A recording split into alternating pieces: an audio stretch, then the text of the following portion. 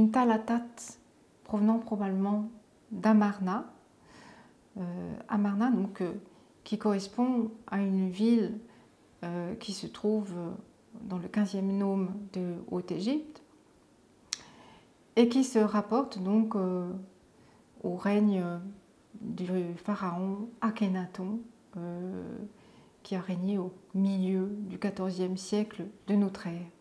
Cette Talatat est en calcaire et c'est pour nous un critère de provenance puisque la plupart des Talatat d'Amarna ont été gravées dans cette roche, tandis que celles que l'on a retrouvées par exemple du côté de Thèbes étaient plutôt gravées dans du grès, ce qui correspondait tout simplement à la pierre locale. Alors ce relief témoigne d'un procédé de construction tout à fait novateur pour l'époque d'Akhénaton, qui souhaitait réaliser ces monuments à une certaine cadence, la plus rapide possible, et ceci bien sûr pour servir sa réforme qui n'est pas uniquement religieuse mais aussi politique, puisque durant son règne, c'est le culte d'Aton qui va prédominer, qui va remplacer le culte d'Amon-Ré qui était traditionnellement lié à la monarchie pharaonique. Cette Talatat est lacunaire dans sa partie basse, mais nous voyons encore suffisamment de relief pour savoir ce qu'il représentait, à savoir un personnage masculin, debout, lacunaire dans sa partie haute et basse, qui pose une main sur la tête d'un jeune enfant représenté nu. Alors le personnage masculin est lui aussi vêtu d'une manière très modeste, hein. Il porte simplement une sorte de petit pagne à la taille,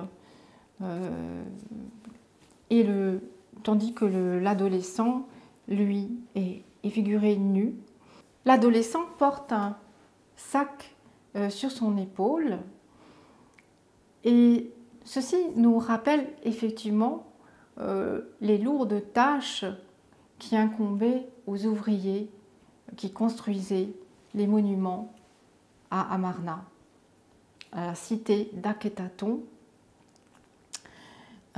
Ces ouvriers donc qui portaient ces blocs, ces fameuses Talatat, dont le nom dérive du terme égyptien Talata qui signifie trois en arabe, en raison de leur taille qui correspond à environ 3 mains.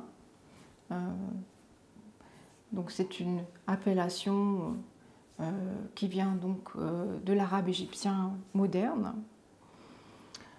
Ces Talatat pouvaient peser tout de même jusqu'à 50 kg et étaient transportés à dos d'homme.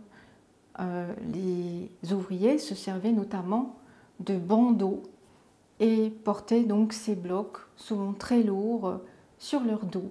Les restes humains de ces ouvriers que l'on a retrouvés dans le cimetière d'Amarna montrent que ces personnes souffraient d'arthrose et de multiples fractures au niveau du dos notamment et aussi des membres, et leur âge, ou plutôt leur espérance de vie, n'excédait pas les 35 ans.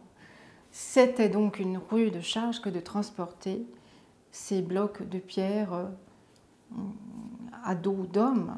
Alors il y a ici encore un détail assez poignant, assez touchant que l'on peut remarquer, c'est justement ce geste de la main de ce personnage adulte qui semble vouloir protéger ce jeune enfant en plaçant sa main sur sa tête ou l'encourager, et qui rappelle aussi que les enfants, les jeunes adolescents contribuaient à ces travaux de construction qui étaient particulièrement lourds et difficiles.